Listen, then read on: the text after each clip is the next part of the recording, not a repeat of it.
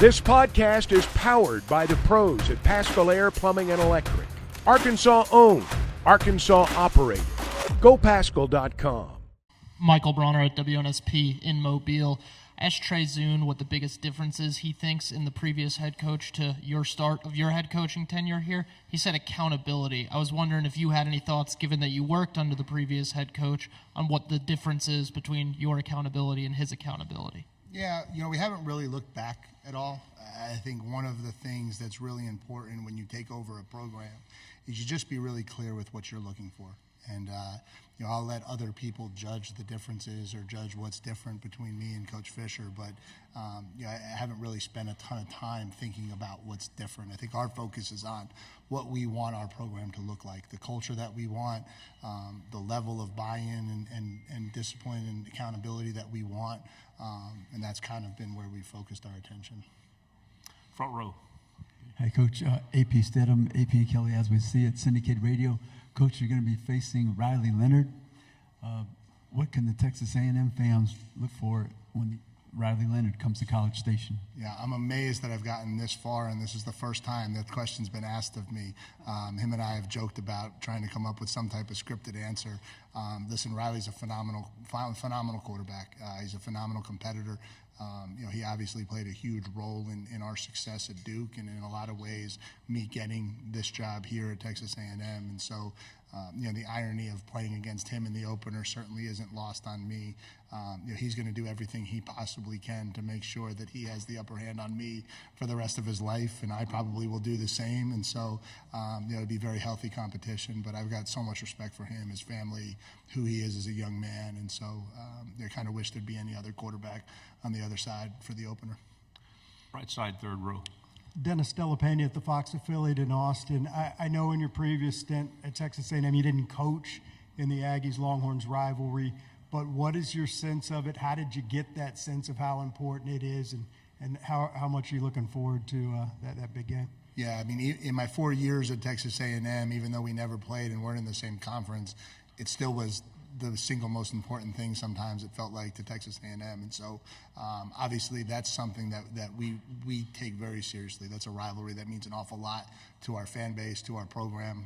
The history of that rivalry and the tradition I've been aware of, and I was a huge football fan growing up, and so I watched those games on Thanksgiving, and RC and the defense and the wrecking crew and all of that. And so I think it's great for the state. I think it's great for college football that rivalry's coming back. I think when you have two brands like that are that close to each other, they should play. They should play meaningful games. They should play games that really matter. And with our tradition, they should play on Thanksgiving weekend. And so excited to just get back into it. And I'm sure it'll be an unbelievable atmosphere the first time we bring that rivalry back this year in Kyle Field. Left side, front row. Michael Cobble out of Baton Rouge, Louisiana. I know you brought team leaders with you, obviously, but just talking to them, it seems like they crave that leveling of playing field of expectations for everyone. Are you sensing that maybe those are the missing pieces that can put a team over the top once everybody is on board pulling in the right direction? Yeah, I think if you look at successful organizations across the country, right, football for sure, but really anything, I think culture matters, and how the connections within your program are, the relationships within your program, how much you're willing to put on the line for the guy next to you. Those things sometimes mean just as much as the offense and defensive plays that we call. And so, again, I don't know different or not, but I know that's really critical. And so it's been something we've been very intentional about this offseason, trying to bring everyone together, trying to get them around each other more. And kids crave connection. And so I think they've really embraced it, and I think it's been a really good experience for our program. Left side, third row, then pass it one place over when you're done. Oh, I'm sorry. Go. Bob Ballou, CBS Austin. Back in February, you said Texas A&M is the flagship university in the state. Obviously, the people in Austin love that. What did you? Why do you think that is, and what are some of the biggest advantages that you've seen coming back to A&M now as the head coach? Yeah, I think that statement was made much more in reference to our role focusing with high school coaches in the state than it was comparing us to any other school in the state. I just think And I even followed it up quickly after with saying one of. But listen, it's not about. We have two great brands in this state, and the nice thing now is we're in the same conference and we play each other, and so that stuff will get settled in recruiting battles and it'll get settled on the field. And so we believe we have an infrastructure and the resources at Texas A&M to be the premier football program in the country. We're not the only school that thinks that, but I think our focus is trying to become the best version of ourselves. And we believe if we do that, the success will follow with it. Right side, fourth row. Coach Parker Ream from Fox 44 in Waco and College Station. You talked a lot about kind of the offense and what kind of step they need to take, specifically with your new OC, Colin Klein.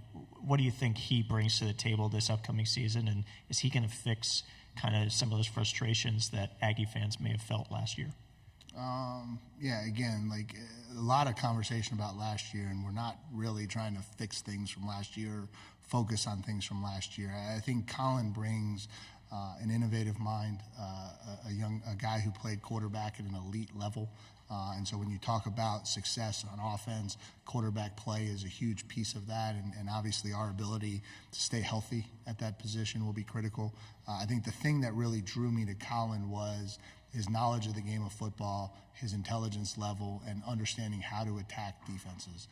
I think what gets lost a lot in these conversations about offenses is like style, spread, pro style, and the reality of it is how you attack defenses is what matters. And you can call the same play against one defense and look like a genius, and call the same play against another defense and look like an idiot. And that's just the nature of football behind the scenes. And so I'm excited to see him put this thing together, utilize our weapons, utilize our personnel, and put us in position to have a really strong fall on offense.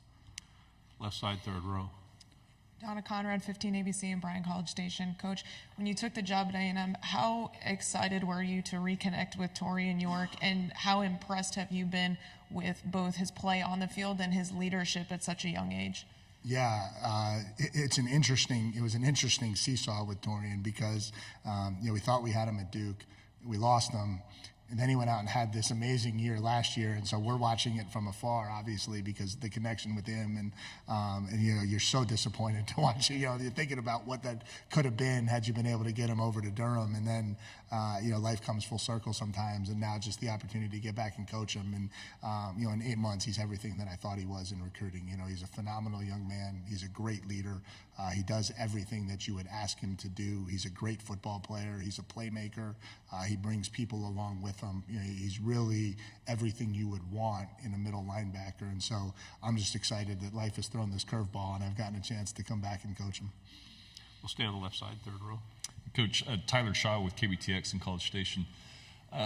You talked about the accountability, and the players have really kind of embraced that, the accountability and the mentality of they don't want to make a whole lot of noise in the offseason. They're just going to go down to work. What do you credit that kind of collective mentality from the team to? Yeah, and we had to have some real honest conversations when I took over about where we were as a program.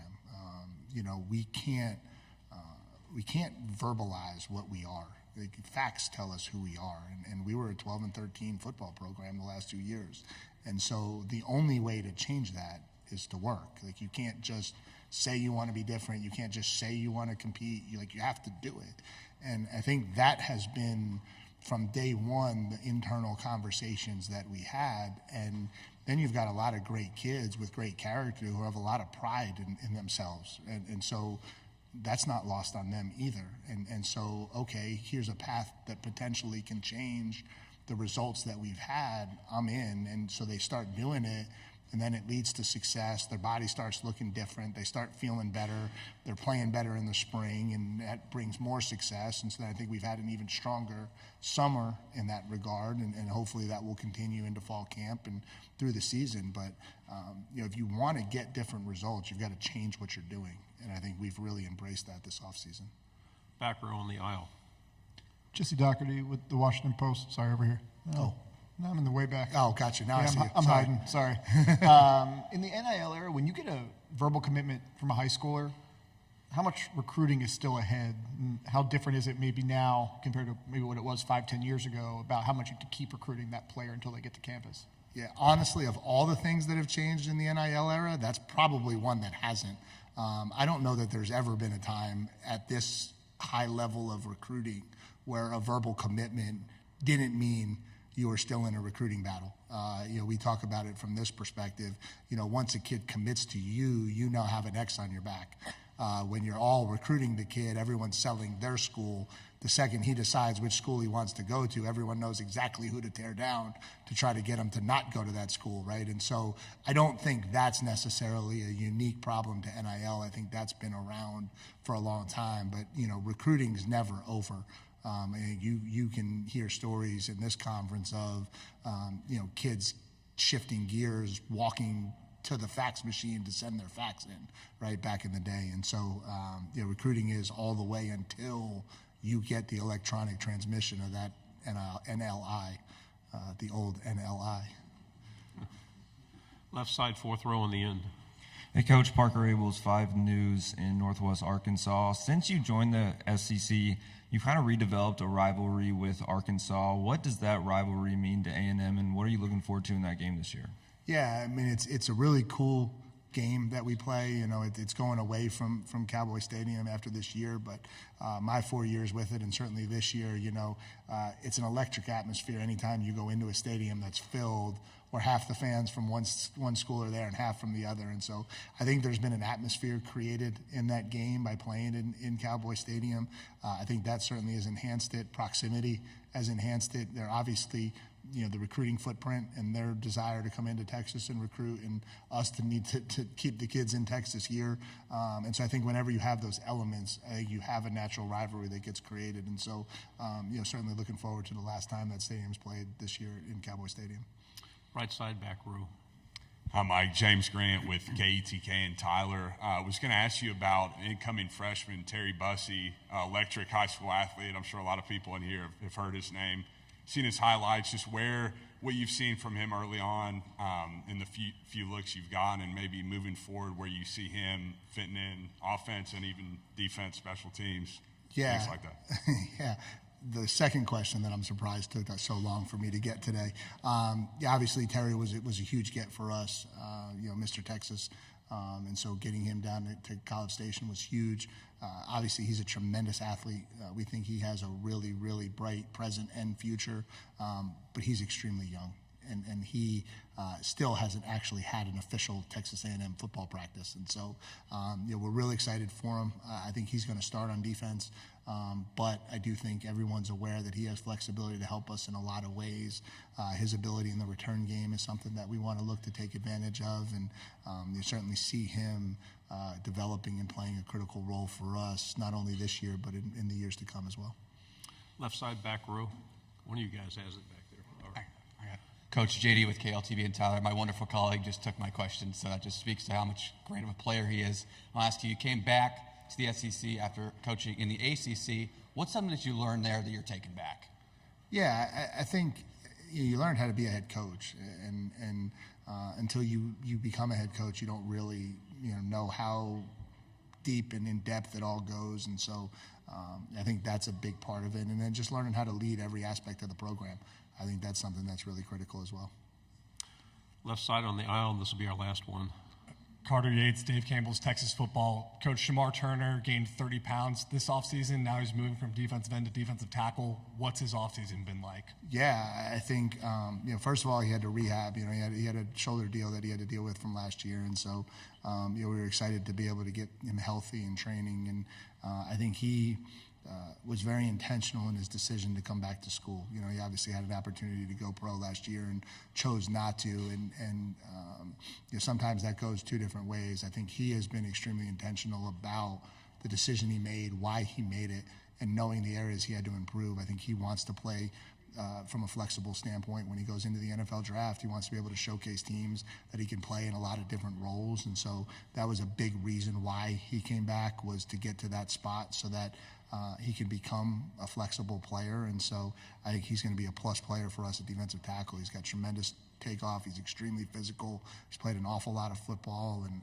I think he's in better physical shape than he's ever been in his career. And so it's going to be exciting to watch what that looks like this fall. BetOnline is your #1 source for all your betting needs. Get the latest odds, lines, and matchup reports for baseball, boxing, golf, and more. BetOnline continues to be the fastest and easiest way to place your wagers, including live betting and your favorite casino and card games available to play right from your phone. Head to the website or use your mobile device to sign up today and get in on the action. Remember to use our promo code BELIEVE, that's BLEAV, for your 50% welcome bonus on your first deposit. Bet online, where the game starts.